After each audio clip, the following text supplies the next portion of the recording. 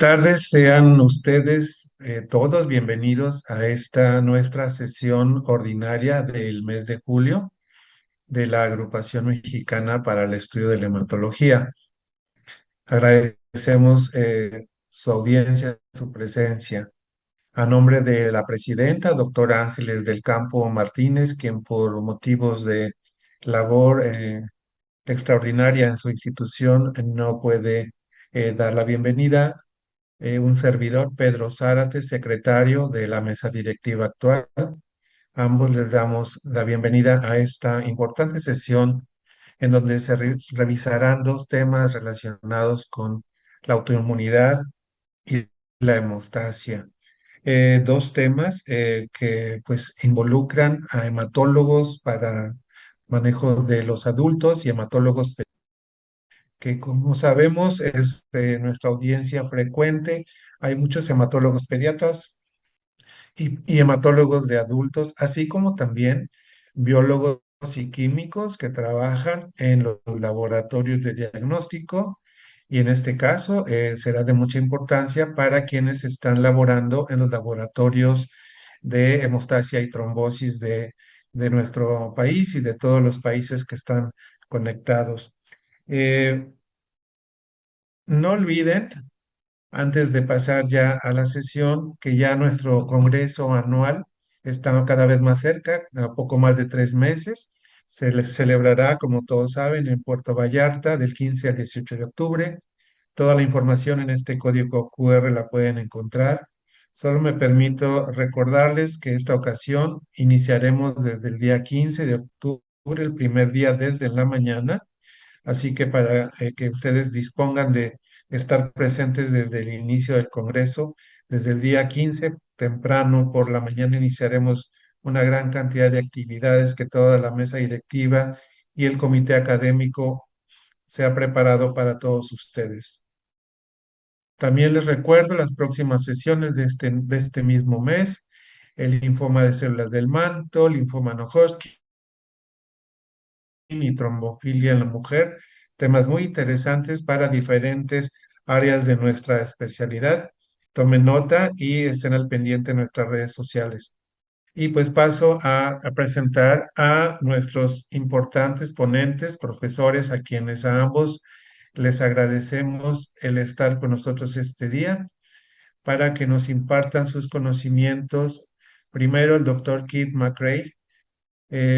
Él es profesor del Departamento de Medicina Molecular en la Facultad de Medicina Lerner de la Clínica Cleveland de la Universidad Case Western Reserve. El doctor McRae es también director de hematología clásica del Instituto Oncológico Taussig de la Clínica Cleveland, director de desarrollo médico científico del Instituto de Investigación Lerner de la Clínica Cleveland. El doctor McRae actualmente es editor jefe de la revista o el Journal de Vasos Sanguíneos, Hemostasia y Trombosis de la ASH. Por lo tanto, es una autoridad en el tema que nos presentará de actualización en el diagnóstico y manejo de las personas con anticuerpos antifosfolípidos. Posteriormente, la doctora Cindy Elizabeth Neuner. Ella es profesora asociada de pediatría de la Universidad de Columbia en Nueva York y es la jefa de la sección de hematología pediátrica del Irving Medical Center de la Universidad de Columbia. Nos presentará también el manejo óptimo de la trombocitopenia inmune en niños. La doctora Neuner también ha colaborado y ha sido cabeza de los grupos cooperativos para el manejo de la trombocitopenia inmune primaria pediátrica. Por lo tanto, también sus conocimientos y aportaciones en esta sesión del día de hoy serán de gran importancia para todos nuestros hematólogos pediatras.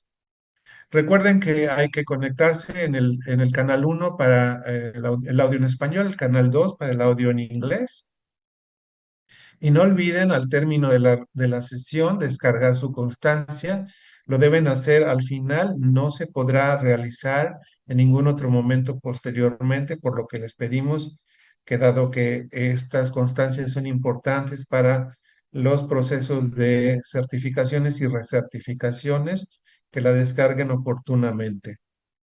Y también, por favor, con este código QR les pedimos que para mejorar la calidad de las sesiones, los temas que les gustaría que se tocaran en estas sesiones, pues nos apoyen en esta encuesta de calidad. Pues muchas gracias y pues disfruten de esta importante y muy buena sesión con ambos, el doctor Keith, la doctora Cindy. Muchas gracias por estar con nosotros.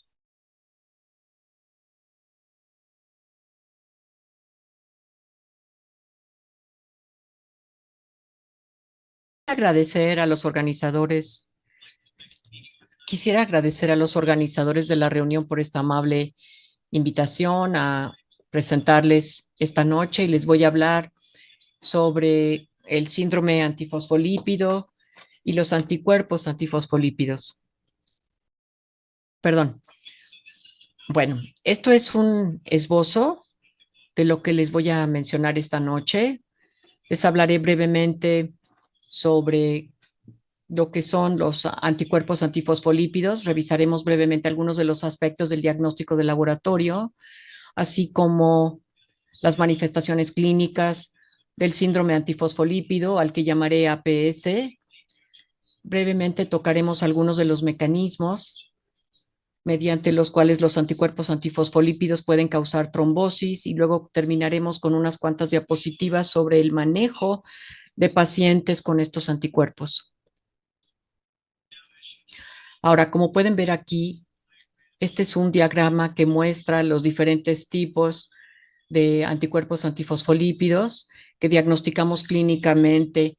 LAC son anticoagulante de lupus eh, y beta 2 GPU1 es para proteína glucoproteína GPI1. Y bueno, vamos a hablar de las diferentes pruebas que se utilizan en los diferentes laboratorios y las pruebas tienden a ser más prevalecientes en los distintos países, pero el comentario que les quiero hacer aquí es que aunque en los sistemas experimentales puede haber un solo anticuerpo que tiene todas estas propiedades, en la mayoría de los casos los anticuerpos antifosfolípidos son muy heterogéneos y aunque pensamos en estos tres tipos de anticuerpos, es probable que haya una mayor cantidad de estos anticuerpos en los pacientes, todos con especificidades distintas. Ahora, los pacientes a menudo preguntan, pero ¿por qué tengo estos anticuerpos antifosfolípidos? Y mi respuesta a ellos es que en realidad no sabemos, porque pues no sabemos por qué es que la gente los desarrolla o los contrae, pero puedo decirles que cualquier anticuerpo antifosfolípido en la población es en realidad bastante común. Algunos estudios más antiguos que sobre todo analizaban a mujeres gestantes encontraban que 2 a 4% de todas las pacientes que veían, de hecho, tenían por lo menos un anticuerpo antifosfolípido si hacían pruebas suficientemente sensibles. Y por otro lado, la incidencia del síndrome antifosfolípido es mucho menos común y la incidencia es como de 5 por cada 10,000. Así que de manera parecida a lo que podrían ver con ITP, por lo menos en los adultos. Es muy probable que estos anticuerpos se desarrollen en respuesta a una lesión o un insulto, pues como por ejemplo virus, bacterias, en algunos casos algún medicamento, y los pacientes que tienen algún genotipo o epigenotipo que se consideraban sanos hasta ese momento podrían desarrollar un anticuerpo transitorio que luego desaparece o quizá no lo desarrollen. Mientras que los pacientes que tienen la predisposición genética pueden desarrollar el anticuerpo en el largo plazo. No es tanto que algunas cepas de ratón, por ejemplo, si se les inyecta al ratón con péptidos de ciertos virus, como por ejemplo citomegalovirus, estos ratones desarrollen anticoagulantes lúpicos y algunos anticuerpos. Entonces, probablemente nosotros no seamos tan diferentes las personas, pero ahora me gustaría pasar a la parte de diagnósticos de laboratorio y voy a dedicar mi tiempo sobre todo en anticoagulantes lúpicos y luego vamos a hablar de los otros anticuerpos antifosfolípidos. Primero que nada, la ISTH, la Asociación Internacional de Trombosis y Hemostasia, ha desarrollado criterios para el diagnóstico del anticoagulante lúpico. En general, los pacientes van a tener una prueba de tamizaje positiva, pero sí les diré que ciertos pacientes que parecen encajar en la imagen del síndrome antifosfolipídico puede ser probado para cualquier anticuerpo antifosfolípido sin la prueba de tamizaje APTT, es decir, cumplen con los otros criterios y algunos son hasta más sensibles como pruebas de antifosfolípidos. Y bueno, se les considera que tienen antifosfolípidos. Así que también se puede hacer una prueba de mezcla positiva, quiere decir que se mezcla el plasma del paciente con plasma normal y se busca la corrección de la prueba normal, lo cual va a ocurrir en una deficiencia del factor, pero no en presencia del inhibidor, tal como el anticoagulante lúpico. Y los anticoagulantes lúpicos después vamos a demostrar la dependencia de los fosfolípidos que muestra la manipulación del contenido de fosfolípido de la mezcla de la reacción y puede cambiar el desenlace de la prueba. Y voy a hablarles un poco más de esto más adelante. En algunos casos es posible que queramos simplemente excluir otros inhibidores.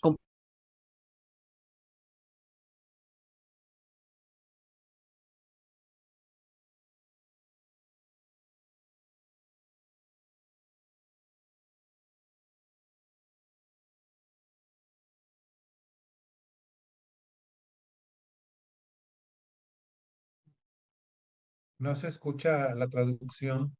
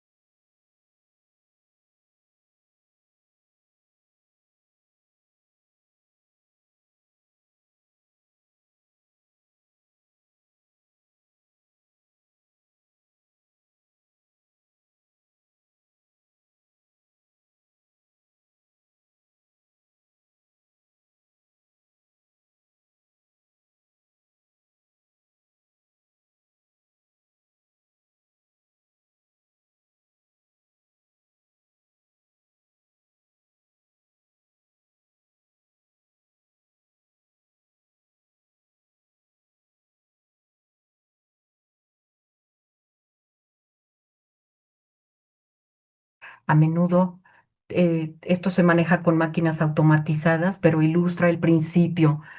Así que cuando estamos diseñados a la anticardiolipina, eh, la cardiolipina es un fosfolípido polar que después es bloqueado por suero de bovino para bloquear la unión y es tratado con suero de prueba y después todos los que sean detectados con un anticuerpo secundario, como podemos ver aquí, la prueba va a detectar a cualquiera que eh, presente anticardiolipina, pero también anticuerpos que se van a relacionar con la glicoproteína beta 2, porque esta proteína es una proteína que se une a los fosfolípidos, que se une a la cardiolipina. Ahora, en la ELISA específica, eh, los pocillos solamente se recubren de la beta 2, de la glicoproteína beta 2, y se recubre de suero de prueba, o sea que se unen los anticuerpos a glicoproteína 1 en lugar de a la cardiolipina. Y estos ensayos se correlacionan de manera independiente. A veces vamos a tener los anticuerpos a beta 2 glicoproteína 1 y no los de la otra proteína y viceversa. Vamos a hablar ahora de las manifestaciones clínicas. Voy a hablarles principalmente de la trombosis primaria, de la trombosis recurrente, y de hecho no les voy a hablar de la pérdida de de un embarazo para ahorrar tiempo, pero les voy a mencionar pues los no criterios de los anticuerpos y vamos a hablar de los esquemas de clasificación para el síndrome antifosfolípido. Como clínico, la pregunta importante es ¿qué pasa con los anticuerpos antifosfolípidos y el riesgo de trombosis? Y sabemos por los estudios que en el 2011 los pacientes con cualquier anticuerpo antifosfolípido tienen riesgo de trombosis como de 1,86% al año, lo cual es más que la basal, bueno, dependiendo de la edad del paciente, pero esto es algo que hay que considerar. Ahora, en el grupo más de riesgo más alto de los pacientes, los que son triple positivos, o sea que tienen anticuerpo de anticardiolipina y anticuerpo lúpico, es decir, son triples positivos y tienen un riesgo mucho mayor. Han sido estudiados prospectivamente más o menos 5,3% al año, lo cual es muy significativo. Y dicho sea de paso, les mencionaré que aunque estos estudios no estuvieron diseñados para ver el efecto, en realidad todos de la aspirina, estos son pacientes que no habían tenido trombosis previa, pero cuando observamos a los pacientes que estuvieran tomando o no tomando aspirina, la aspirina no afectó el riesgo de desarrollar una tromboembolia venosa. Así que eso es la trombosis primaria, pero ¿qué pasa con la trombosis recurrente? Ha habido varios estudios que han visto lo anterior. Esto es un poco complicado, pero es mi favorito. Así que este estudio, de hecho, fue diseñado para evaluar el valor del dímero D para predecir la trombosis recurrente y el autor hablaba de este tema. Hubo un estudio prospectivo en donde tomaron a 296 pacientes eh, eh, que estaban con anticoagulantes para evitar coágulos sanguíneos. Ahora, después de cierto tiempo les midieron el dímero D y después con el dímero D fueron sometidos a anticoagulación. La anticardiolipina y la prueba de beta 2 glicoproteína fueron integrados en diferentes periodos utilizando plasma que había sido tomada en el momento de enrolar a los pacientes. Entonces, se medían los pacientes al mes y el dímero D seguía siendo negativo. eh, en- Veían si había anticoagulación o no y si esto se consideraba enrolado o no.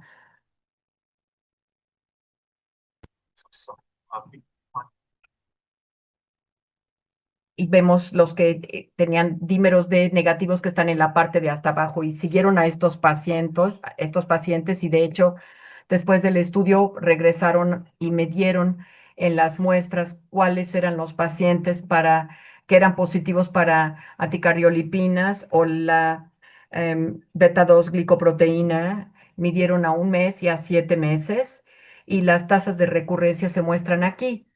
Ven aquí la tasa de recurrencia de trombosis venosa.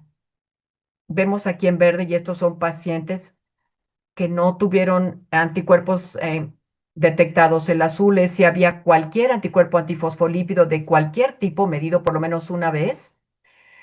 Se les hacía un estudio de seguimiento y tenían un mayor riesgo de desarrollar coágulos de sangre. Ahora, si tenían el anticuerpo antifosfolípido más de una vez, el riesgo era mayor. Y si tenían diferentes tipos de anticuerpos antifosfolípidos, es decir, que fueran dobles o triples positivos, en cualquier estudio de seguimiento pueden ver aquí que tenían el mayor riesgo, que era un riesgo relativo como de 5,8. Así que claramente esto era un análisis prospectivo que mostraba el riesgo de anticuerpos antifosfolípidos en trombosis recurrente. Ahora, algo que es subapreciado es que los pacientes con anticuerpos antifosfolípidos, muchos de ellos tienen un mayor riesgo de mortalidad.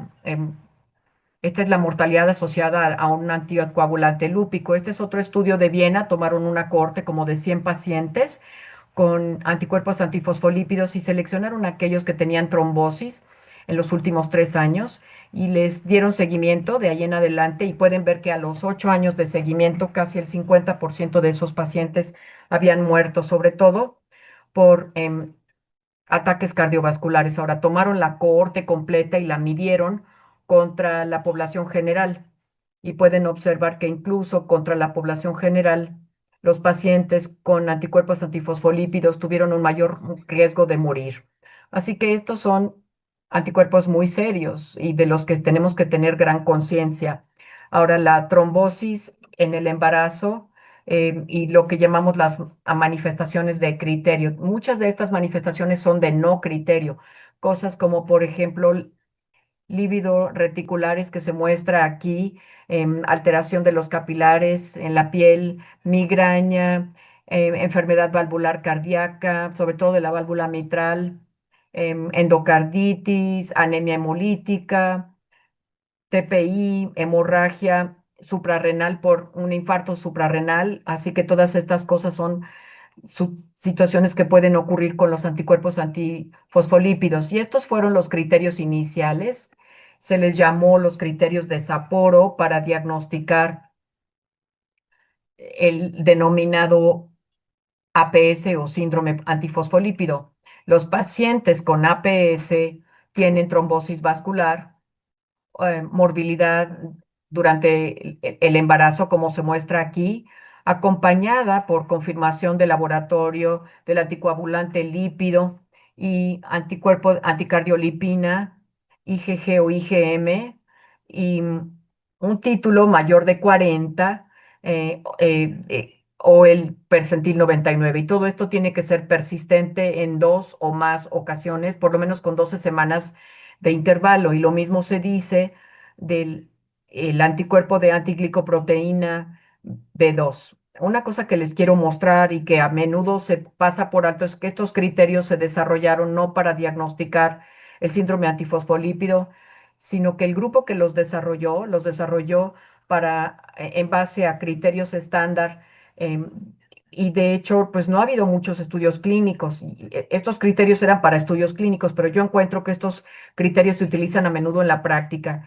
Y esto puede ser en menoscabo del paciente. Acabo de ver esta semana a una joven mujer que tenía una trombosis iliofemoral severa y le habían hecho pruebas para anticuerpos antifosfolípidos y tenía los anticuerpos de anti-beta 2 glicoproteína 1, pero su hematólogo le había dicho que no tenía síndrome antifosfolípido y entonces le quitaron los anticoagulantes después de 6 meses y acabó con otro gran coágulo iliofemoral y finalmente tuvo que acabar con un stent colocado en su vaso. Así que creo que estos criterios son útiles, pero yo no creo que debieran utilizarse como evangelio para el diagnóstico del síndrome antifosfolípido. Lo mismo decimos de estos criterios que se llaman los criterios de la EULAR, criterios relacionados con reumatismo y están muy expandidos. Y básicamente se les considera como que tienen una sensibilidad y especificidad creciente para el diagnóstico de APS, aunque en mi opinión la APS es básicamente un diagnóstico arbitrario en todo caso, pero como pueden ver están mucho más ampliados y para que el paciente dé positivo aquí, por lo menos se necesitan 3 puntos de cada uno de los dominios clínicos, uno o más, o de los dominios de laboratorio. Pueden ver aquí los puntos que les dan, el puntaje por cada uno de estos. No los voy a revisar, todos los riesgos, por ejemplo, el perfil de trombosis venosa o pacientes con hipertensión, enfermedad aterosclerótica, etcétera, que caerían dentro de un perfil de alto riesgo. Estos criterios no me gustan mucho porque creo que son un tanto bromosos y como les voy a mostrar después, yo soy alguien que piensa que la IgM, la cardiolipina o los anticuerpos anti-beta 2 GPI, pues son serios aun cuando son solitarios. Y aquí estos criterios te dan solamente un punto, entonces puedes tener o trombosis o 38 GPL de cardiolipina o de anticuerpos antiglicoproteína y todavía no ser diagnosticado con el síndrome. Y sin embargo, este diagnóstico nos daría la clasificación para los estudios clínicos. O sea, yo no creo que debiera de utilizarse entonces para diagnóstico. Hay algo que se llama el síndrome catastrófico antifosfolípido. Le dedicaré un momento. Estos otra vez son criterios, son los más importantes que tienen involucro de otros órganos, manifestaciones, por ejemplo, simultáneas en menos de una semana, involucro de otros órganos, confirmación por histopatología de oclusión de los vasos pequeños en el tejido orgánico. Y bueno, en mi propia experiencia, yo a menudo veo que este síndrome viene en 1 o 2 meses y vemos que los pacientes no se sienten bien, su recuento plaquetario puede empezar a bajar, pueden mostrar libido reticularis, pero no tienen todos estos criterios y bueno, es una bandera roja para mí.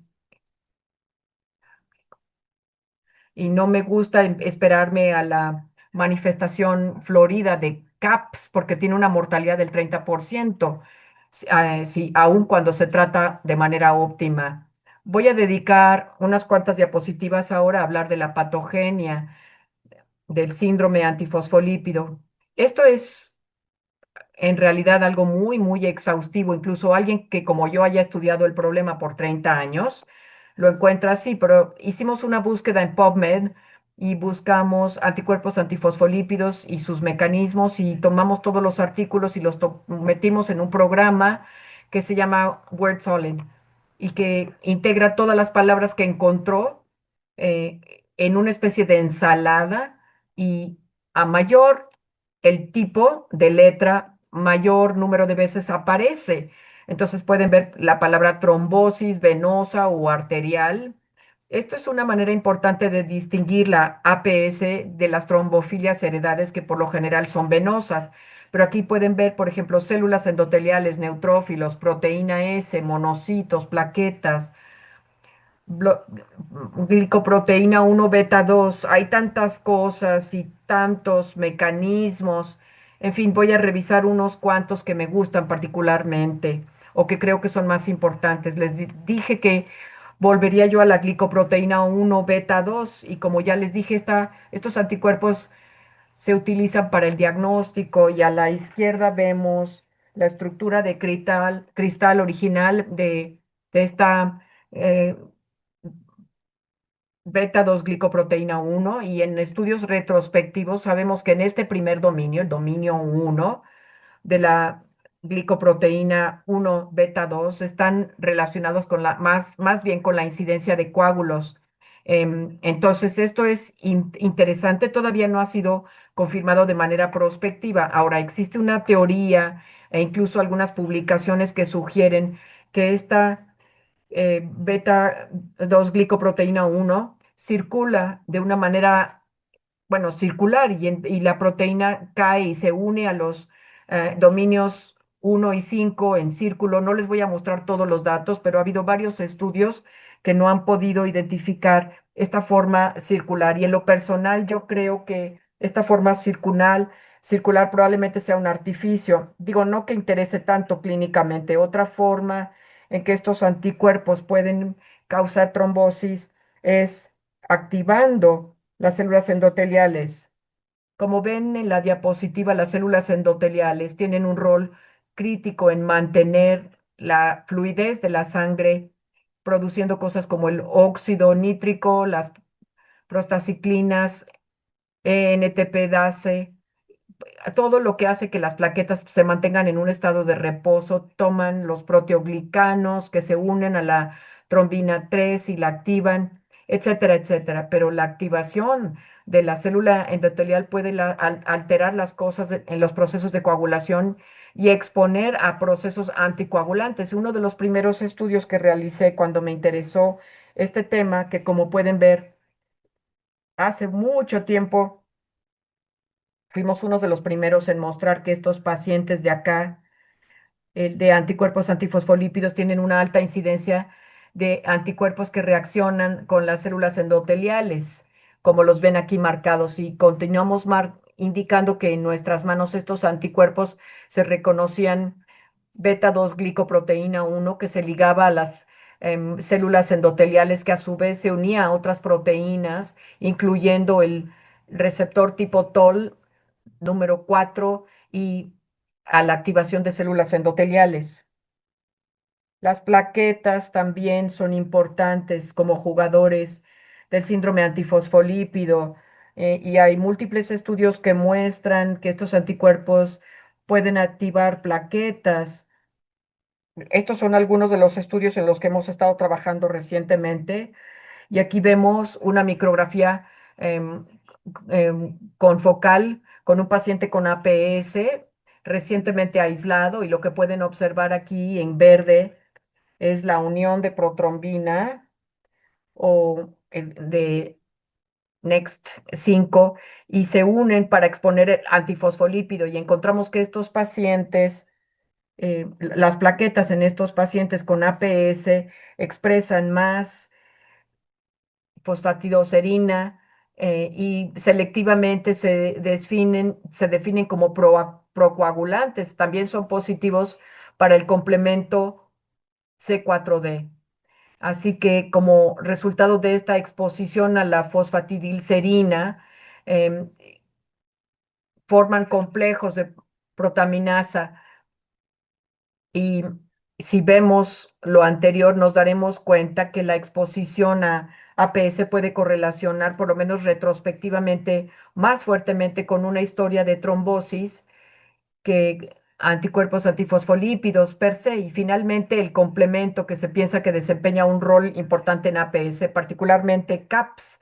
Este es un artículo del laboratorio de Broadskill de hace varios años, y encontraron que utilizando este ensayo, que es una medida de la cantidad del suero para activar o confirmar que hay mucho más activación de los complementos en CAPS versus APS o SLE, o sea, lupus eritematoso. Y bueno, en realidad, utilizando factor complemento H, por ejemplo, tenían una tasa de mutación mucho mayor en CAPS que en los testigos normales. Y de hecho, la tasa de mutación de las proteínas regulatorias de complemento en CAPS era casi mayor que el síndrome urémico hemolítico, o HUS mediado por el complemento. Y entonces los neutrófilos desempeñan un rol muy importante. Se liberan estos neutrófilos después de las trampas celulares, y se muestra que estos son prooxidantes y procoagulantes, y podemos ver que son mucho más altos en APS que en los testigos. De hecho, Jason Knight ha hecho estudios interesantes, por ejemplo, con el gingerol, el extracto de jengibre. em, y los aplicaron en estos neutrófilos. Voy a hablar ahora, hablando con la prevención primaria. Estos son pacientes con anticuerpos antifosfolípidos a quienes no se les ha producido un coágulo. Ahora, nadie utilizaría en ellos anticoagulantes, pero aquí la pregunta es si ayuda la aspirina. Esto es un gran metaanálisis. La mayoría de los estudios, de hecho, son retrospectivos, y el uno prospectivo tuvo una potencia insuficiente, pero pueden ver aquí en este metaanálisis que hubo una pequeña señal de que la aspirina podría reducir el riesgo de trombosis arterial que se muestra arriba, pero sin efecto significativo en la trombosis venosa. Entonces, Euler recomendó para APL asintomática que tienen un alto perfil de riesgo, o sea, por ejemplo, doble positividad o con o sin factores de riesgo tradicionales, recomendaron un tratamiento con aspirina profiláctica de baja dosis y creo que esa es la recomendación tradicional con una baja certidumbre. Ahora, el tratamiento estándar para los pacientes con APS, perdón, como vemos aquí, este es un artículo de Mark Crowder de hace mucho tiempo. Vemos aquí la diferencia no es significativo.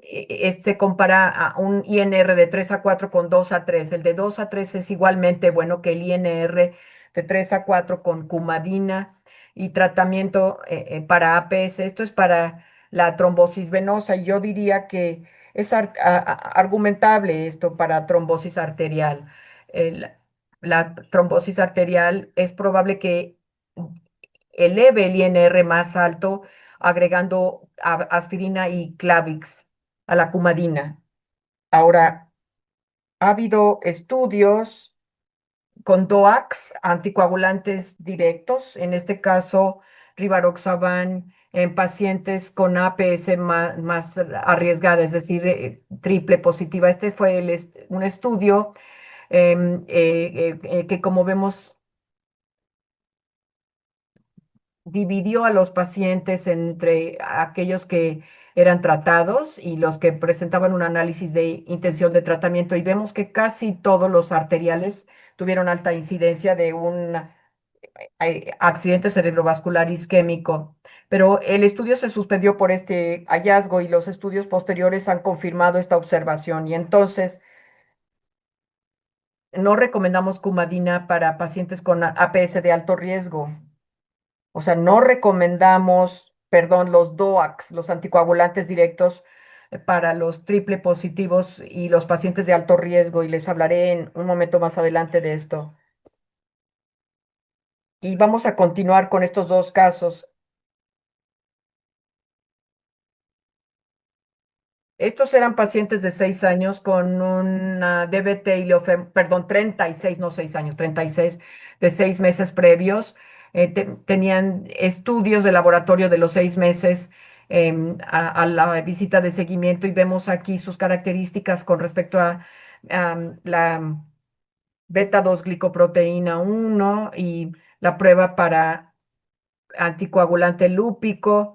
Y bueno, fueron referidos para una opinión sobre si necesitaban mayor anticoagulación y en ese caso, ¿cuál anticoagulación se utilizaría? La pregunta es si debieran permanecer esta paciente en apixaban o cambiar a warfarina. Es una pregunta difícil y he aquí el resumen. La FDA recomienda que los DOACs no se recomiendan para pacientes con APS triple positivo. Esta es la recomendación de la FDA y esto es porque los DOAC se han asociados con un mayor riesgo de eventos trombóticos recurrentes. Esto es muy claro, así que este paciente por lo menos fue doble positivo, pudo haber sido hasta positivo porque no prevé el lupus. Había estado bien con un DOAC por 6 meses, pero 6 meses no es tanto. Si vemos la recurrencia de la trombosis en APS, en realidad no todo ocurre ni en los 3 ni en los 6 meses, sino que puede ocurrir al año. Entonces yo recomendé que esta paciente cambiara a cumadina.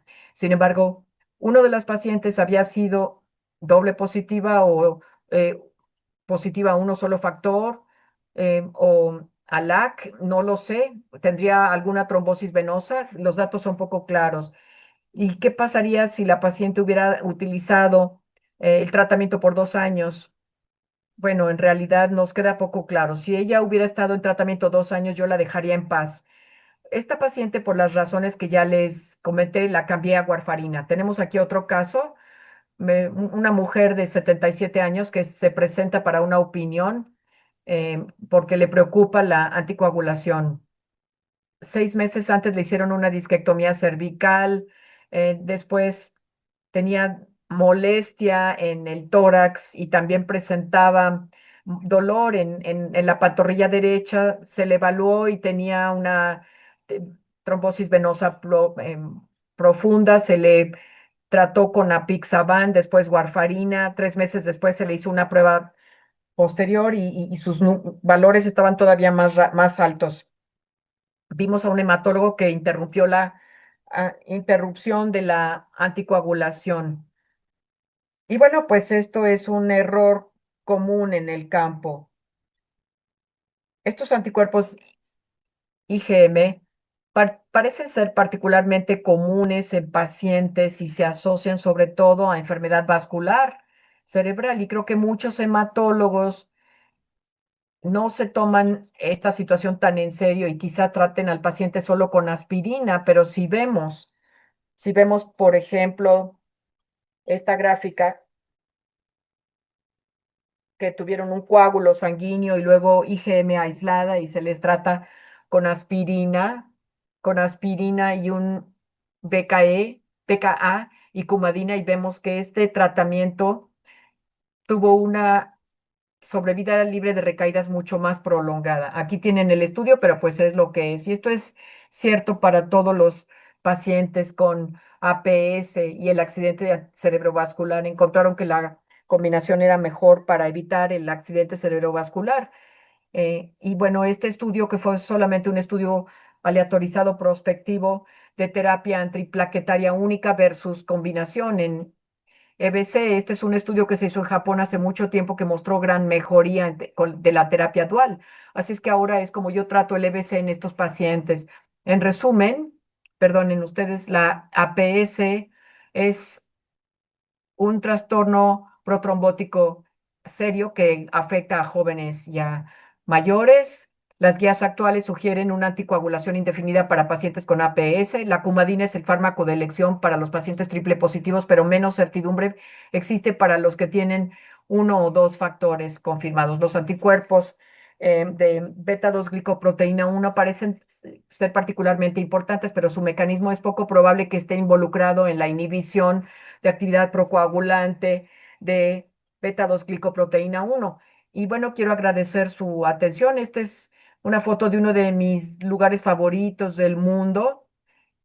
Es un lugar ubicado en Quintana Roo, a donde visito a mi amigo Alejandro, que me lleva a pescar y a volar. Así que bueno, agradezco las atenciones de su país.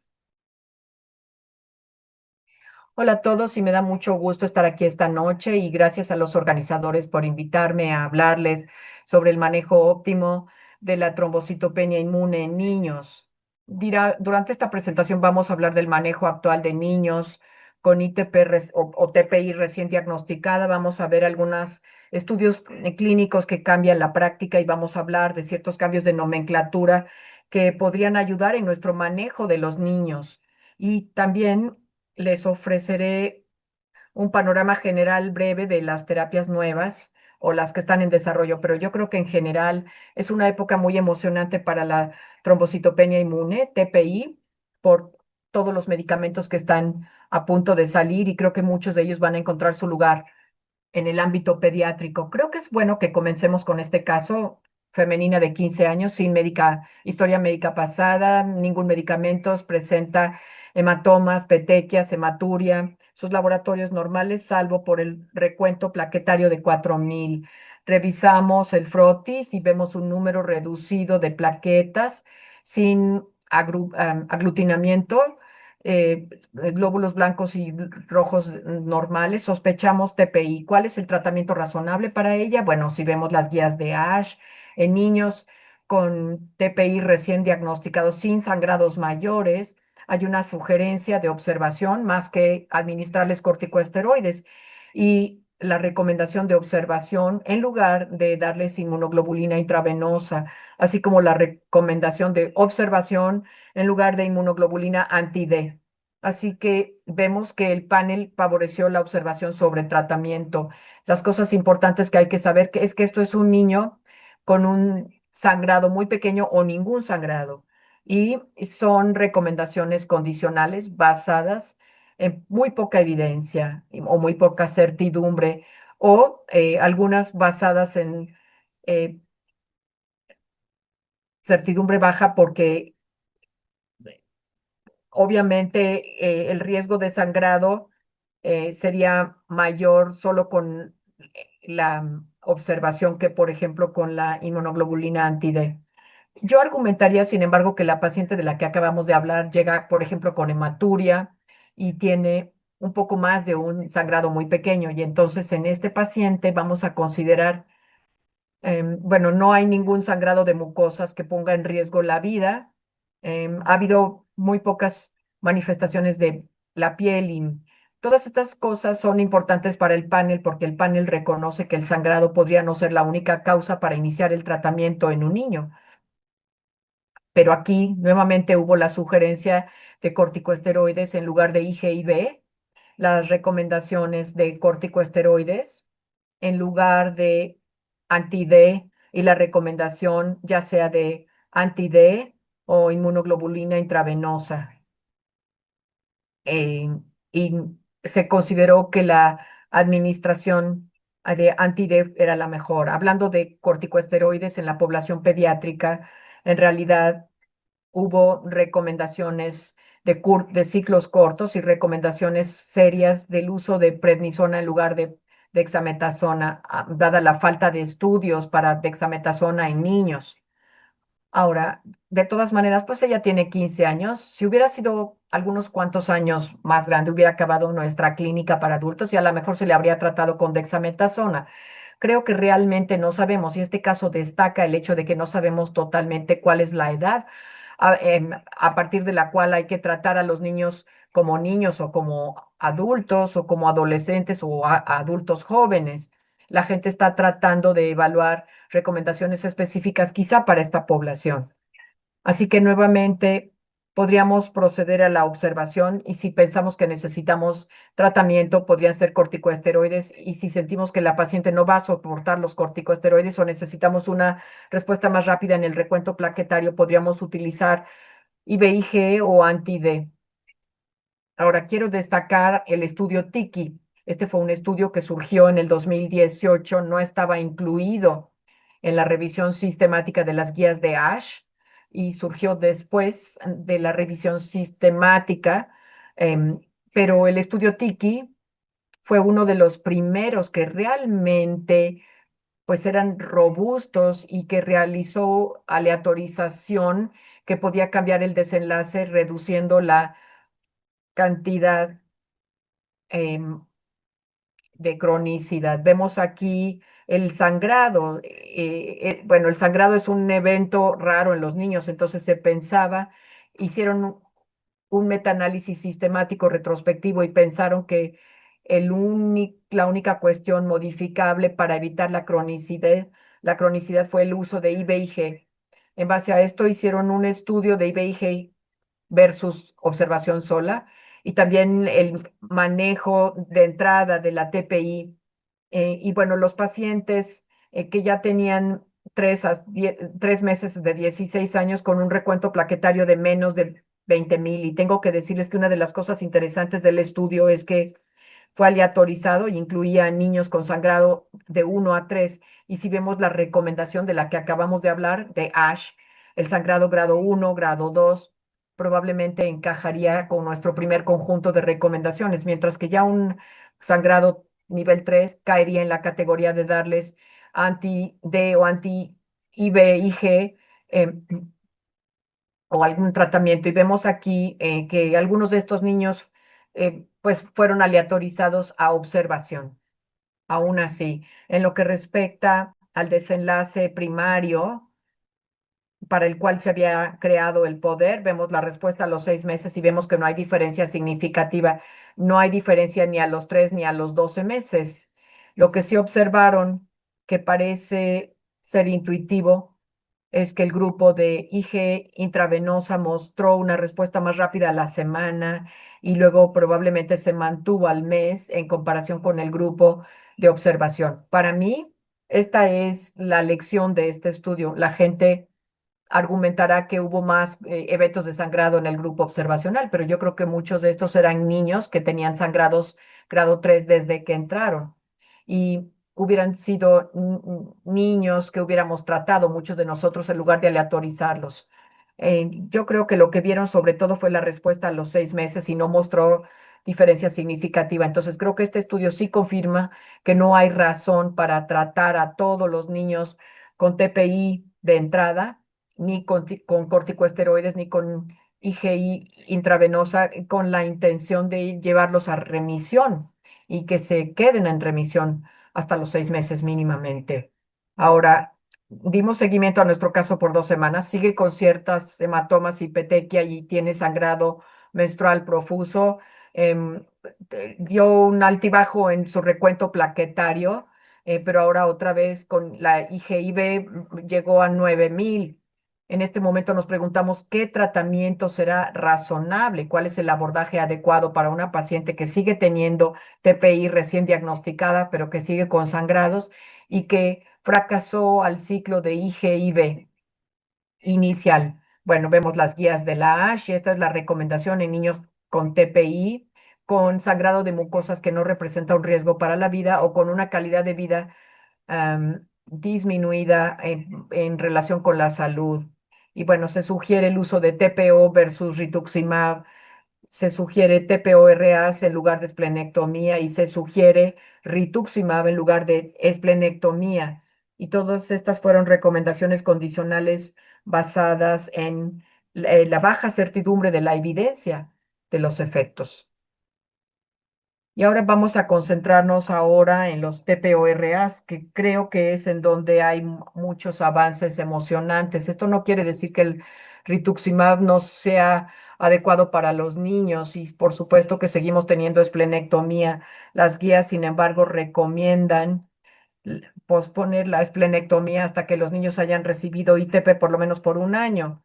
Así que vamos a echarnos un clavado en eh, los agonistas de los receptores de trombopoyetina, TPO-RAs. Tenemos varios de ellos, como por ejemplo el trombopag, y disminuyen el sangrado, reducen la necesidad de medicamento adicional y mejoran la calidad de vida. Yo no creo que haya grandes diferencias entre los dos, romiplostim y el trombopag, en base a lo que comentaré en un momento. Ambos de estos medicamentos, es importante recordar que su interrupción va a resultar en trombocitopenia. Así que estos fármacos funcionan porque van a los macrófagos y a la médula ósea, los estimulan a que produzcan más plaquetas y en esencia, digamos que ganan el juego teniendo más jugadores en el campo. Pero si los suspendemos, ese impulso se desvanece y va a haber una declinación en algunos pacientes y van a tener un sangrado peor que el que tenían a nivel basal. Ahora, también existe el concepto de la remisión sostenida después del uso o de la remisión después de la terapia, y esto se vio en 3 a 13% de los pacientes adultos en estudios clínicos que fueron iniciados y a los que se les dio seguimiento. Es un poco, digamos, poco claro hablando de tolerancia inmune de cuál es ese impulso, pero en los pacientes que mostraron cierta evidencia de restaurar células regulatorias T y B, probablemente sea porque se ofrece este estímulo antigénico constante parecido a lo que hacemos con los pacientes hemofílicos cuando les damos factor 2. Entonces, Avaltrombopag es el TPO-RA más nuevo en entrar al espacio de pediatría y esperamos que pronto tenga la aprobación de la FDA en Estados Unidos. Estos son los datos que se han presentado. Entonces, darles a los niños Avatrombopag el porcentaje de sangrados fue más o menos de 58,000, 50,000 sin rescate, pero en los pacientes con avatrombopag, bueno, vemos la comparación contra placebo, que solamente 1 y pico %. Y en cuanto a plaquetas, eh, fueron 1,2 de placebo. Y en esta última columna tenemos aquellos pacientes que tenían un recuento mayor a 58,000 en el día 8. y vemos aquí placebo de 0. Y estos resultados quizás son un poco diferentes de los previos con los otros TPOA-RAs, pero creo que los criterios importantes en este estudio pues son que fueron realmente muy estrictos en cuanto a la retención. Y clínicamente hay variables clínicas sugerentes y parece que este es igualmente bueno, el avatrombopag, que los otros dos agonistas de receptores de trombopoyetina. Bueno, vemos aquí que los síntomas de sangrado son muy parecidos a los resultados que ya tenemos para el trombopag y romboplastin, perdón. Vemos aquí las diferencias. Creo que algo importante que hay que considerar es que todos tienen un mecanismo de acción ligeramente diferente y realmente nos deja saber que son intercambiables.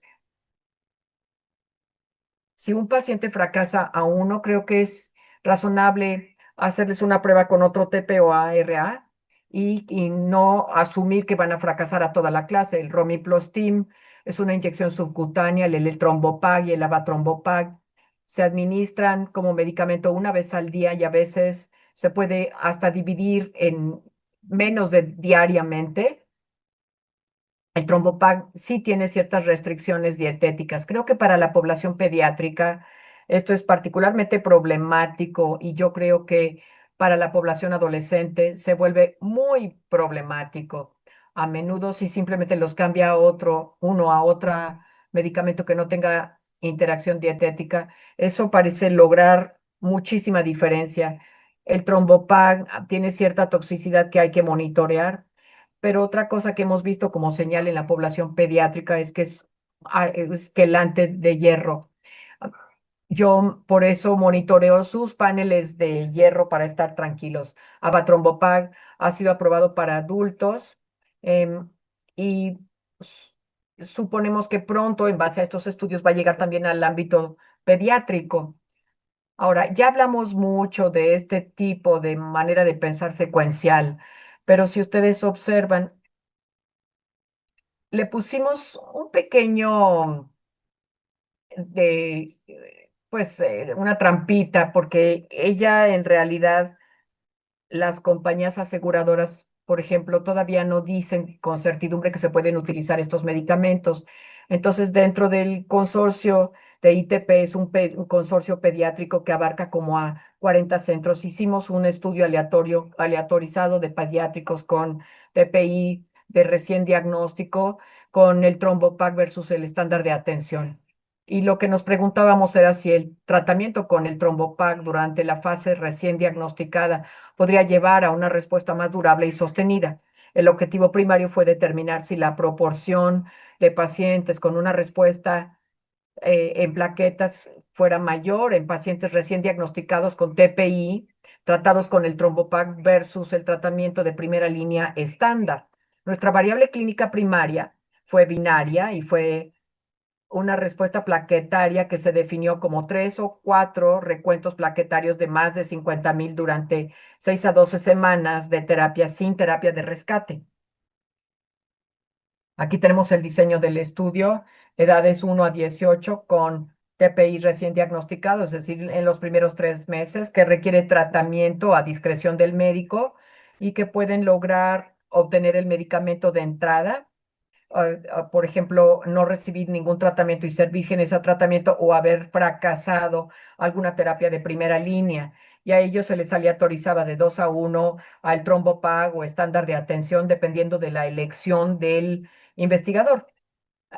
Y luego los recuentos plaquetarios a las 6, 8, 10 y 12 semanas se evaluaba la variable primaria posteriormente a eso. Pueden ver aquí los resultados tanto del análisis intermedio como del análisis final que se acaba de terminar y se presentó en la última reunión de ASH, en donde el grupo con el Trombopag tuvo un número mucho más alto de respondedores en comparación con el brazo del estándar de atención. Así que nuevamente los recuentos plaquetarios más estables se utilizaron en la terapia de rescate en ese primer periodo de 12 semanas.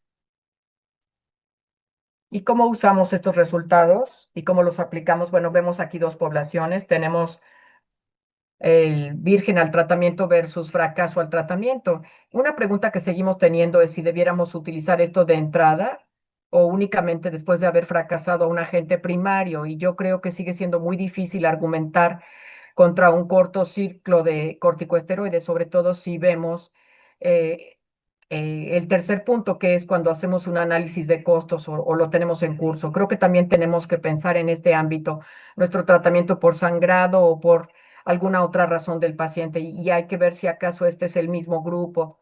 Queremos ver si el paciente tiene o no sangrado.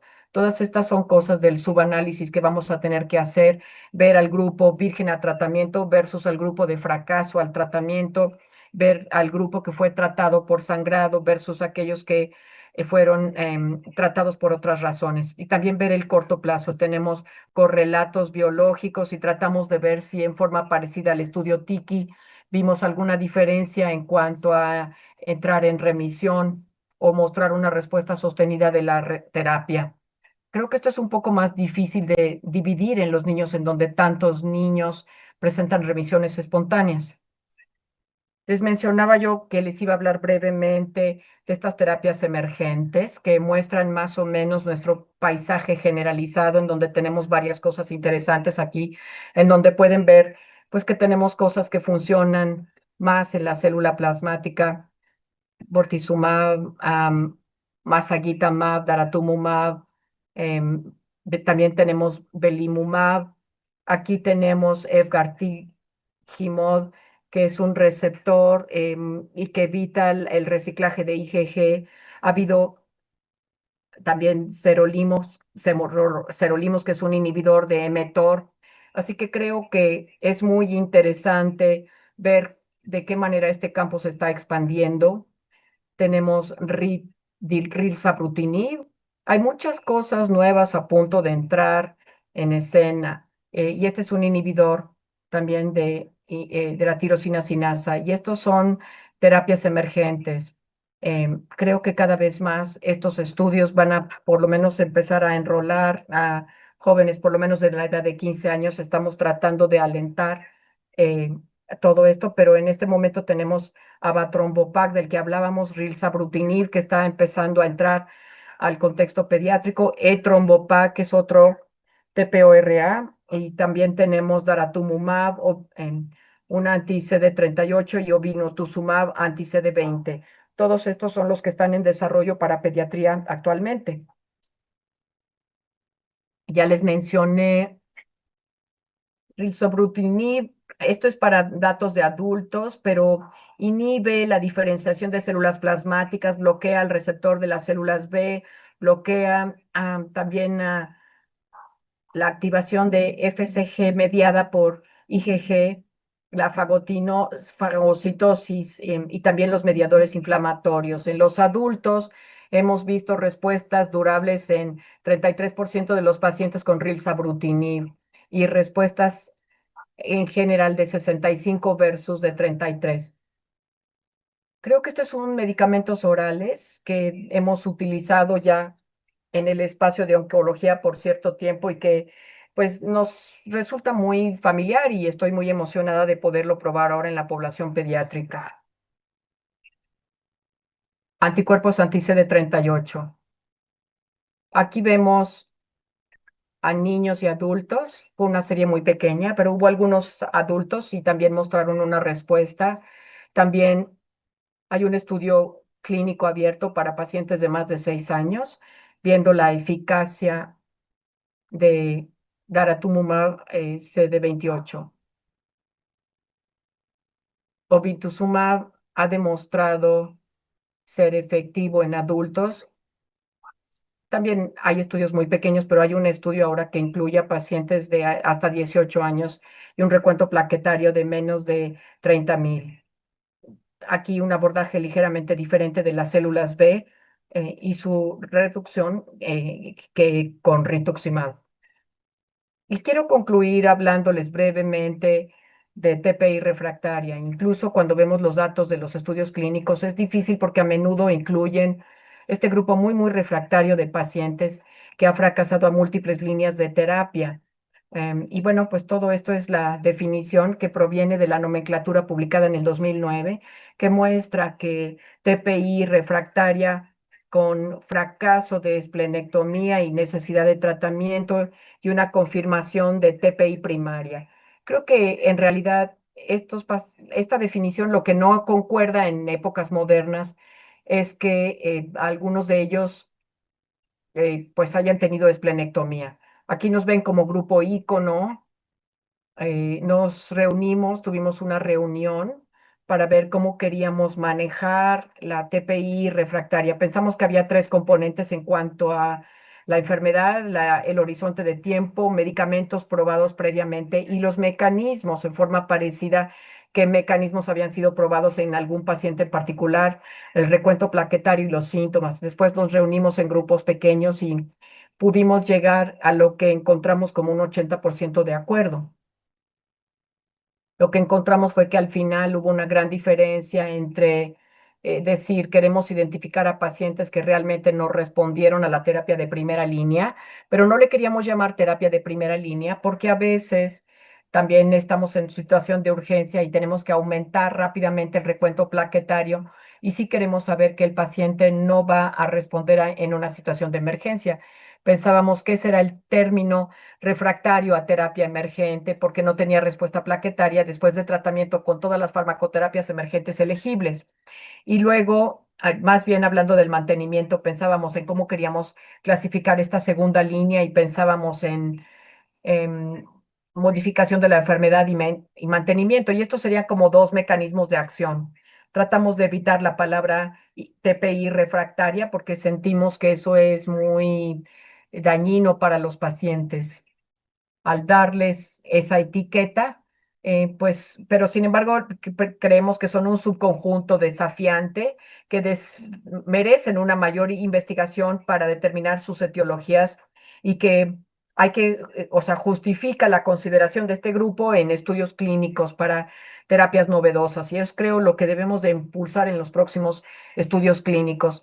Aquí se muestra que la TPI refractaria, o sea, en esto, identificar a estos pacientes importa mucho, tienden a ser mayores, tienden a tener otras manifestaciones inmunopatológicas y hallazgo de lupus, y el grupo que realmente merece más investigación y pues profundizar un poco más, incluso pensar mejor en cómo tratarlos.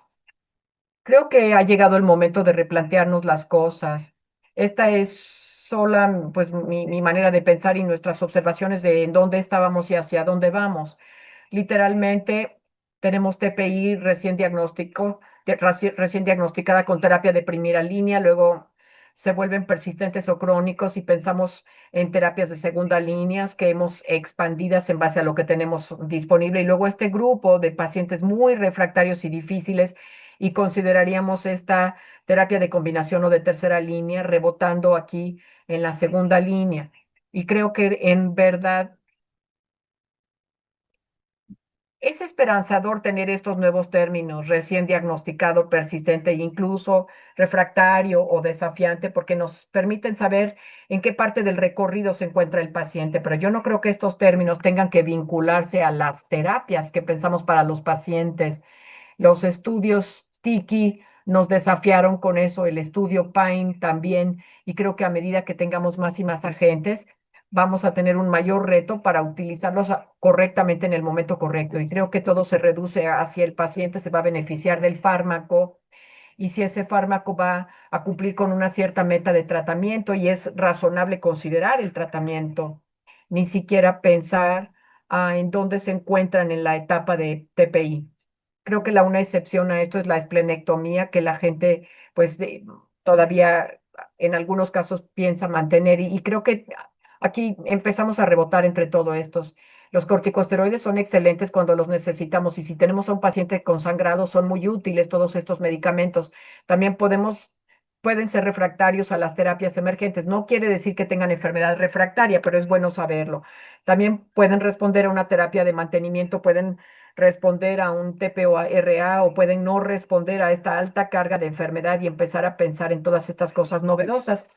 Entonces yo creo que no es algo tan claro ni tan directo como solíamos pensar, pero creo que tenemos que empezar realmente a abordar nuestras ideas sobre el tratamiento de manera diferente en la era moderna. Así que en conclusión, el manejo de TPI recién diagnosticado es altamente dependiente de los corticosteroides IGIB e inmunoglobulina anti-D. Los estudios clínicos y biológicos sugieren un rol del uso de estos agentes. La nueva terminología podría beneficiar a los pacientes para ayudar a escalar su terapia más rápidamente en aquellos que tengan alta carga de enfermedad. Las terapias emergentes pueden ofrecer opciones de tratamiento adicionales. Muchas gracias. Muchas gracias a doctor Kidd, a doctora Cindy, por sus excelentes presentaciones. Han combinado muy bien la parte de la explicación de los estudios con los casos clínicos que han tenido y nos han ido transmitiendo su experiencia de lo que han hecho y cómo los han resuelto, lo cual esto creo que nos ayuda para ahora que vamos a hacer algunas revisiones de las preguntas que nos han llegado.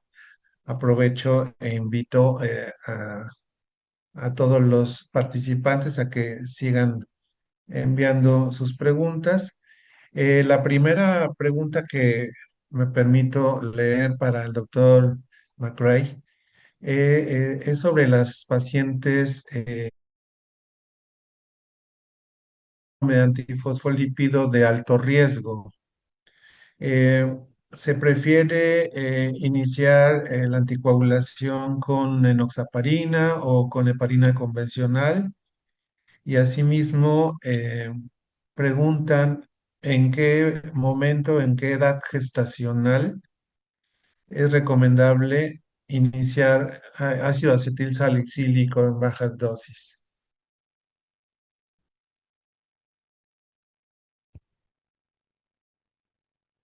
Muchas gracias por la pregunta.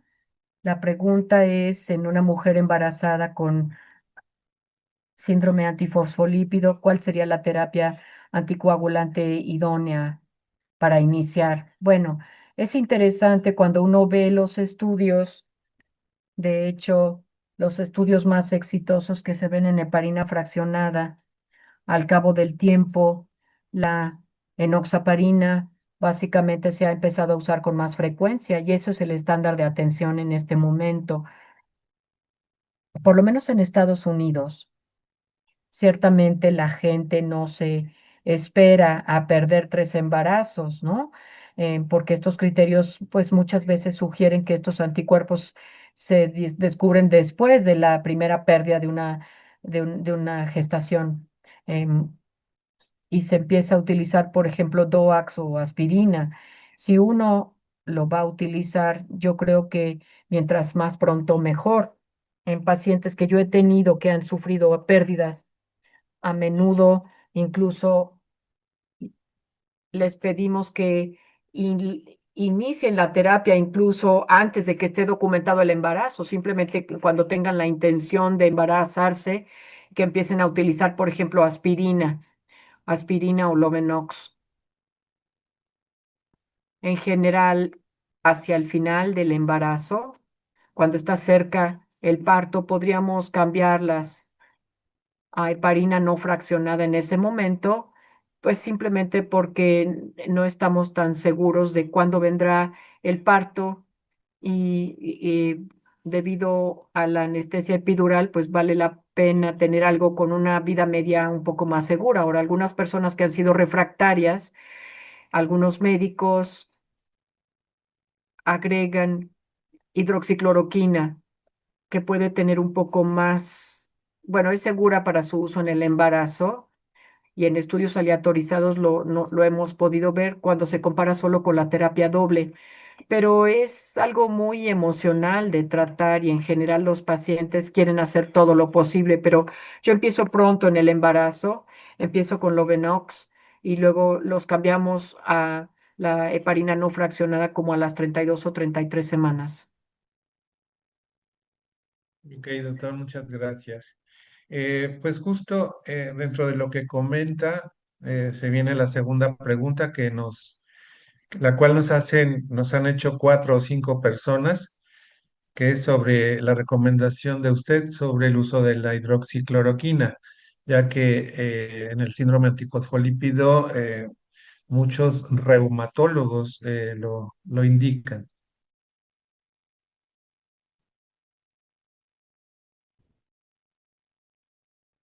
Sí, otra muy buena pregunta. ¿Cuándo utilizar la hidroxicloroquina?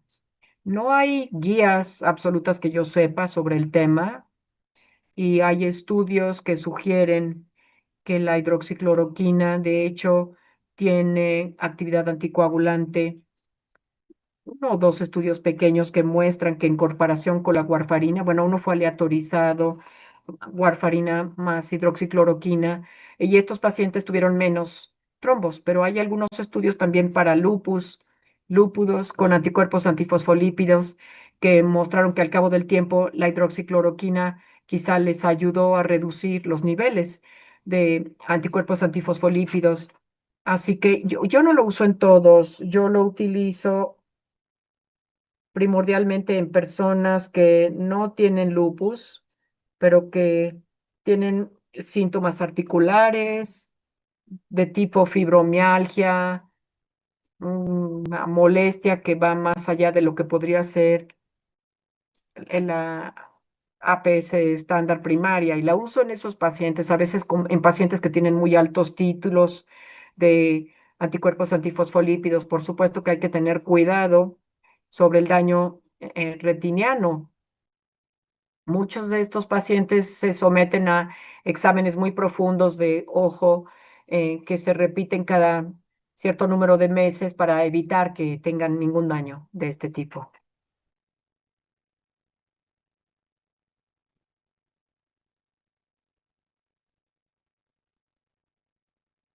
Ok, muchas gracias. Tenemos aquí otra pregunta para la doctora Cindy. Eh, en trombocitopenia inmune primaria que se ha hecho crónica con respuesta parcial al tratamiento, ¿hay un tiempo máximo de continuar el agonista de trombopoyetina, el trombopá?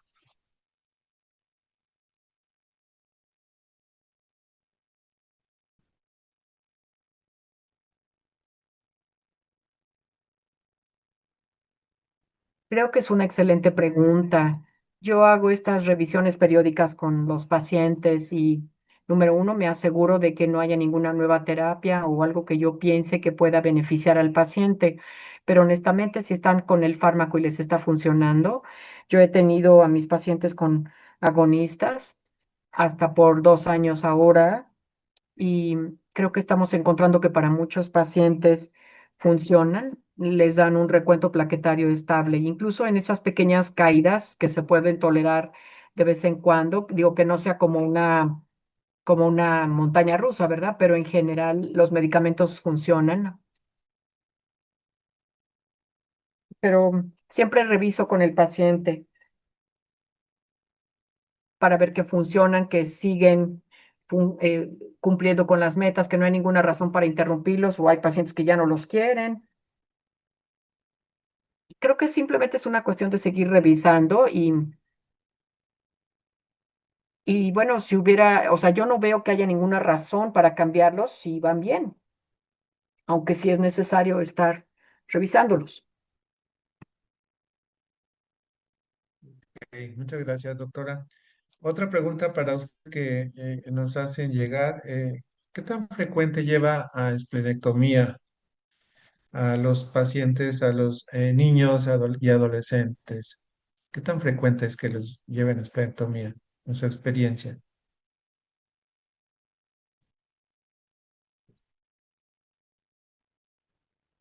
Solamente he hecho una esplenectomía en toda mi vida y esa fue para una hemorragia intercraneana de urgencia. Debatíamos esto en una reunión pediátrica de que todos tenemos una gran precaución de recurrir a la esplenectomía en los niños. Cuando se la presentas a los padres, la mayoría no la desea. Y creo que todos tenemos esta percepción de nerviosismo, de que aquellos pacientes en que pensamos que se someten a esplenectomía es porque ya fracasaron a tantas otras terapias y no sabemos si les va a funcionar la esplenectomía o no. Yo hablo con las familias y, bueno, sí tengo algunos pacientes a quienes les he dicho, pues creo que podría ser una opción viable, pero en general dentro de nuestro grupo ICON ha caído de la gracia. Incluso si ven el grupo intercontinental, cuando trataron de hacer el estudio prospectivo de esplenectomía pediátrica, en realidad, o sea, los números eran minúsculos, pero creo que ha llegado el momento de ver nosotros las bases de datos nacionales sobre esto. Em, Hay algunos países que van a la vanguardia y han revisado justamente esto para pediatría. Nosotros no lo hemos hecho, pero puedo decirles que en nuestro consorcio nosotros no estamos haciendo esplenectomía a menos que sea una situación de emergencia. Pero claro, fue un debate excelente que acabamos de tener en la reunión de ASH de este año. ¿Acaso debiéramos hacerlo más a menudo? Pero pues simplemente tenemos temor. Podríamos aprender de Keith en los adultos, ¿verdad, doctor McCrae? Que somos muy precavidos con los jovencitos y los niños. Ok, muchas gracias. Yo la he Otra hecho más de una pregunta. vez, pero Ok, ok. Otra pregunta que nos hacen en relación a qué hace, bueno, doctor Kit, en los pacientes con síndrome de antifosfolípido que después, con el tiempo, se hacen negativos a los anticuerpos anticardiolipina, el anticoagulante lúpico, se les suspende la warfarina o la anticoagulación que están llevando. ¿Cuál es su opinión?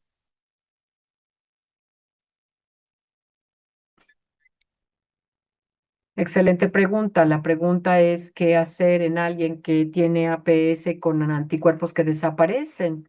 Y sí pasa, ¿eh? Ocasionalmente no es muy común, pero yo he tenido probablemente unas 12 pacientes al cabo de los años a quienes les ha ocurrido. Aquí la pregunta es si el riesgo trombótico también desaparece. Y probablemente la respuesta es que la mayoría de las veces sí, pero también he visto anticuerpos que desaparecen y luego regresan. Así que mi práctica, y no necesariamente se basa en muchos datos, mi práctica consiste en continuar con la cumadina probablemente para por lo menos un año después de que se vuelven negativos. Y francamente, la mayoría de estos pacientes han estado en Coumadina por bastante tiempo, han tenido eventos trombóticos graves en el pasado y a menudo tienen temor de interrumpirlo. Entonces, a menudo se los mantengo quizá por un año adicional y monitorea 6 meses, 12 meses después de que se vuelven negativos. Y si siguen siendo negativos, probablemente me detenga en ese momento y quizá añadir una aspirina en bebé en ese momento, pero claramente hay casos en que la gente ha seguido teniendo eventos trombóticos adicionales incluso después de que desaparecen los anticuerpos. Así que yo soy precavido, ¿no? Y simplemente no me detengo pues tan pronto. Ok. Otra pregunta para usted, doctor, por favor. En el caso de un pacientes con síndrome de antifosfolípido de alto riesgo, eh, donde es difícil el control de la anticoagulación con anticoagulantes orales por el INR, que no se logra controlar por interacciones con medicamentos o con alimentos. Eh, recomendaría, ya que escuchamos que para este síndrome de alto riesgo, pues su opinión va en que no se usen los anticoagulantes orales directos. ¿Estaría indicada usarlos cuando es difícil anticoagular?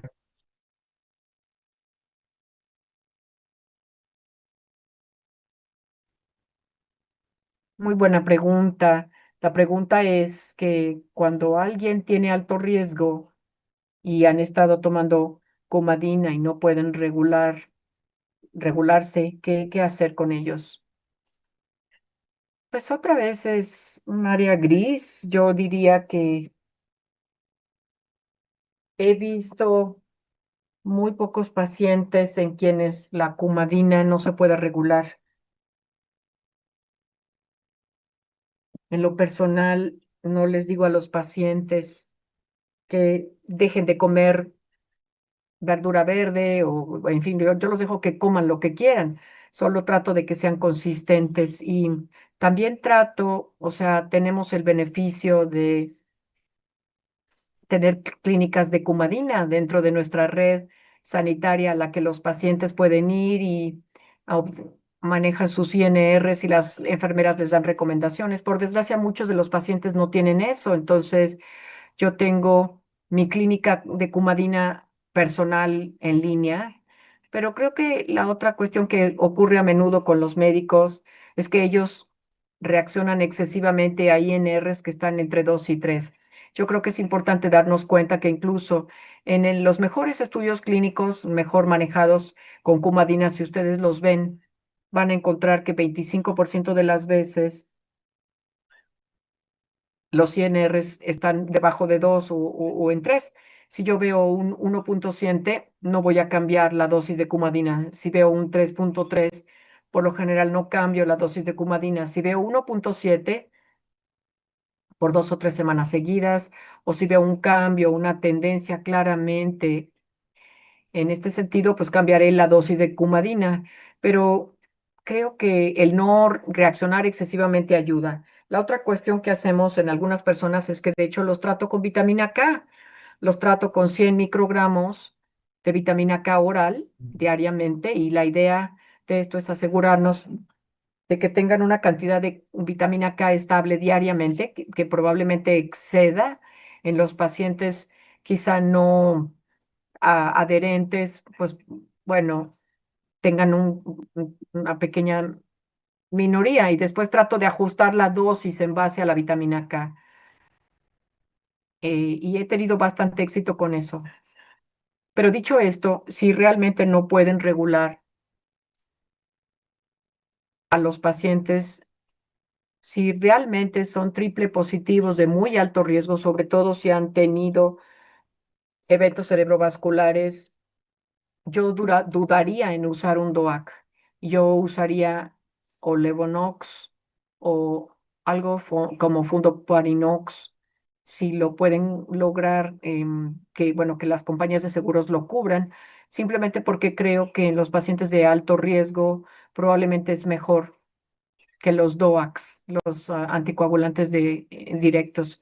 Ahora, si acaban de tener una trombosis venosa profunda reciente y son muy refractarios a la cumadina, sí, yo utilizaría entonces el uso del anticoagulante directo y podrán argumentar que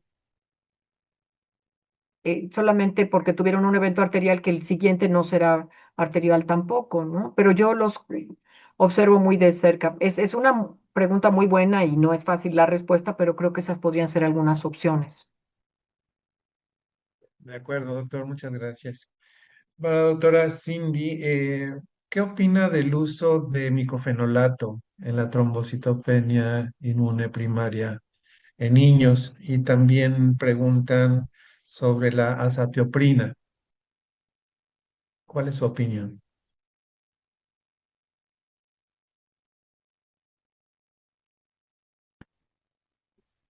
Creo que el micofenolato mofetilo es un buen medicamento para TPI. Hay datos en adultos, en donde esa es justamente la base del estudio FLIGHT.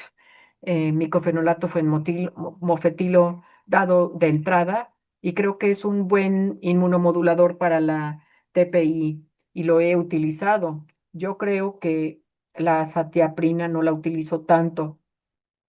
Probablemente utilizo más el micofenolato mofetilo y hay más datos de niños también sobre el micofenolato en niños de Boston, aunque la azatioprina podría tener beneficios, sobre todo en el uso en el embarazo, en ese contexto. Digo, no es que yo maneje mucho a pacientes embarazadas en mi práctica, aunque una o dos veces pues sí he tenido que atender a mujeres muy jóvenes. Pero de hecho, creo que pasamos por alto al micofenolato mofetilo en estas discusiones y creo que todo depende de lo que pues se tenga disponible también. A veces es más fácil tener acceso a SXMP, que viene en el cuadro básico que el micofenolato mofetilo, pero creo yo que con respecto a los agonistas, pues ha habido un movimiento fuerte, aunque hay un estudio prospectivo que se acaba de hacer, o bueno, más bien tiene hace varios años ya, para obtener la aprobación de la FDA, sobre todo con rituximab y agonistas de trombopoyetina, para pasar a una mezcla de 6MP o MMFP, para pasar a otra categoría. Creo que la mayoría de las personas todavía dependen de una base de agonistas de trombopoyetina, aunque yo creo que hay otros inmunomoduladores que si hiciéramos una investigación y viéramos cohortes más modernas, probablemente serían igualmente buenos que rituximab. Em, este develamiento de la gamma globulinemia en niños que se vio con la pandemia, pues nos llevaría en un movimiento quizá a utilizar estos otros inmunomoduladores. De acuerdo. Siguen llegando preguntas. Otra para la doctora Cindy, y creo que ya va a ser la última porque tampoco vamos a abusar de su amabilidad. Es en relación a que nos comentan que ha habido estudios que mencionan en niños que hasta el 40% de niños con trombocitopenia inmune se ha encontrado algún error innato de la inmunidad. En su opinión, por el tema costo-beneficio, ¿considera adecuado hacer estudios genéticos, inclusive antes de segundas líneas o de continuar el manejo ante una refractariedad o falla en la primera línea?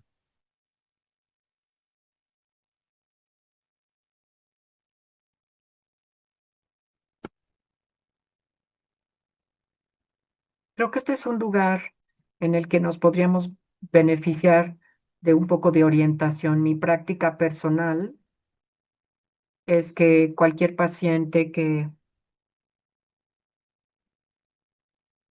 yo sí les pido pruebas antes de usar rituximab y ese es el ámbito en el que si descubren una I ahí podrían cambiar de curso y cambiar la terapia o una terapia más dirigida y el rituximab quizá podría ser el mejor fármaco para esos pacientes.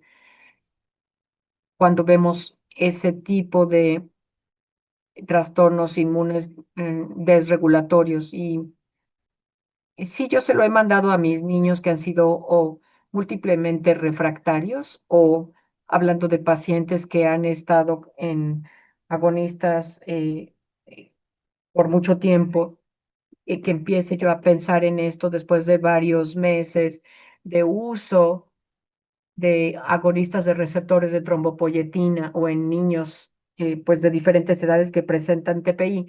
Creo que el grupo que tiene más señalización, que es casi 33%, son los pacientes eh, eh, Evans. Y todos los que tienen Evans son tamizados ahora para una IAI subyacente. Muy bien. Pues siguen llegando preguntas, pero ya hemos rebasado el tiempo de nuestra sesión. Yo quisiera pedirles si hay oportunidad a nuestros ponentes de podérselas enviar y que en un momento nos puedan dar la respuesta para que la agrupación se la haga llegar a quienes nos la hicieron. Y bueno, pues en vista de que estas casi 700 personas que se han conectado a esta sesión, de 15 países de Latinoamérica, principalmente 500 personas casi de nuestro país de México, 200 de otros países de Latinoamérica.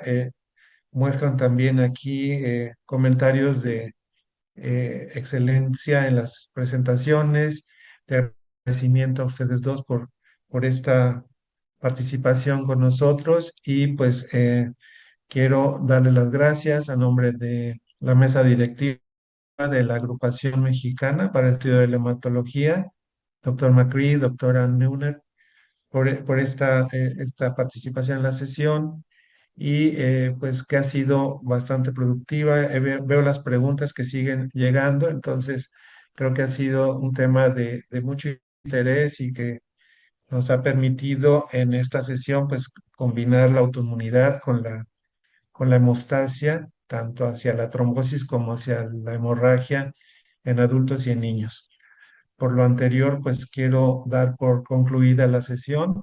Reitero nuestro agradecimiento y felicitación a ambos y pues a nombre de nuestra presidenta Ángeles del Campo, les damos las más cordiales buenas noches y los esperamos en la próxima sesión. Muchísimas gracias.